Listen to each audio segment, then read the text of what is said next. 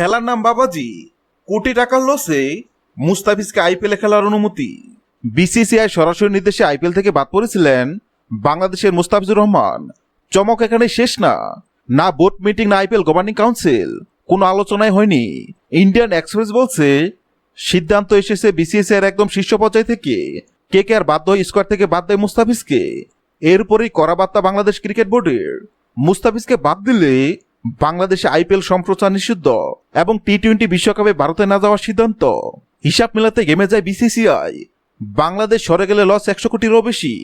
ফলাফল বাধ্য হয়ে সিদ্ধান্ত বদল, মুস্তাফিজ আইপিএল খেলবে এবং দেওয়া হবে সর্বোচ্চ রাষ্ট্রীয় নিরাপত্তা। ফর্মে থাকা একজন বলার মাঠে না, শেষ পর্যন্ত টাকার চাপে বদলে দিল সিদ্ধান্ত। ক্রিকেট না রাজনীতি, আপনি বলুন।